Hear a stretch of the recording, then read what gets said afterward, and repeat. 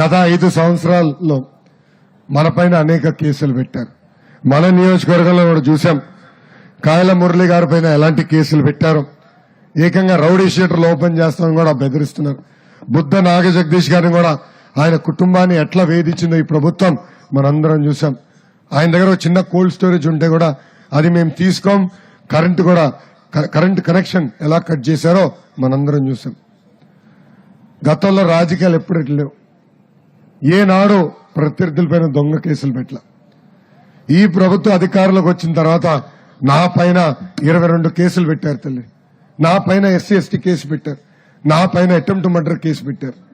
2019 ముందర నేను ఏనాడు పోలీస్ స్టేషన్ చూడలేదు తల్లి. ఇప్పుడు గత 4 సంవత్సరాలు 10 నెలలుగా నన్ను 7 సార్లు పోలీస్ స్టేషన్ తీసుకెళ్లారు తల్లి. ఇప్పుడు పోలీస్ స్టేషన్ అత్తగారింట్లోకి మారిపోయింది తల్లి. నాకు 15 సంవత్సరాలు ముఖ్యమంత్రిగా పనిచేసిన చంద్రబాబు నాయుడు గారిని, 15 సంవత్సరాలు ప్రతిపక్ష నేతగా పనిచేసిన చంద్రబాబు నాయుడు గారి పైన ఎలా దొంగ కేసులు పెట్టి ఏకంగా 53 రోజులు రాజమండ్రి జైలు బంధించారో మనందరం చూసాం. ఎలా ఆయన ఇబ్బంది పెట్టారో మనందరం చూసాం. చేయని తప్పుకి ఆయన ఎలా హింసించారో మనందరం చూసాం. అందుకే ఈ సభాముఖంగా కార్యకర్తలందరికీ నేను హామీ ఇస్తున్నా. అన్నా ఎన్టీఆర్ మన దేవుడు, బాబు గారు మన రాముడు. కానీ వైకాపా నాయకులకి లోకేష్ మూర్ఖుడు. ఏ అధికారులైతే చట్టాన్ని ఉల్లంఘించి మన ఇబ్బంది పెట్టారో, ఏ వైకాపా కార్యకర్తలైతే చట్టాన్ని చుట్టంగా మార్చుకుని మన ఇబ్బంది పెట్టారో వాళ్ళందరి పేర్లు ఈ ఎర్ర పుస్తకంలో నేను రాసుకున్నా. చాలా మంది అడిగారు ఎర్ర పుస్తకం ఎందుకని, పేర్లు ఎందుకు రాసుకున్నారని అడిగారు. ఈ అధికారులు చాలా తెలివైన వాళ్ళండి. ప్రత్యేకంగా ఎవరైతే ఈ చట్టాలు ఉల్లంఘించిన వాళ్ళు అతి తెలివి ఉన్నారండి.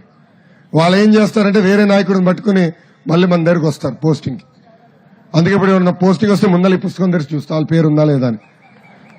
ఉంటే వాళ్ళు కూడా చెప్తా, sorry brother, already judicial enquiry ఉంది, రేపు మాపో మిమ్మల్ని సర్వీస్ నుంచి డిస్మిస్ చేయాల్సి వస్తుంది, మీరు జైలుకి వెళ్లే పరిస్థితి కూడా వస్తుందని నిర్మోమాటంగా వాళ్ళకి చెప్తానని ఈ సభాముఖంగా కార్యకర్తలందరికీ నేను హామీ ఇస్తున్నా.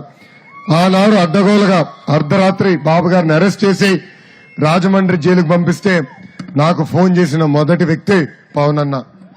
ఆయన ఆనాడు ఒక మాట చెప్పాడు, లోకేష్ నువ్వు దమ్ము ధైర్యంగా ఉండు, నీకు ఒక అండగా నేను నిలబడతాను, మీరు అధైర్యపడద్దు, ముందరికెళ్ళండి, మన పోరాటం మీ ప్రభుత్వం పైన కొనసాగాలి.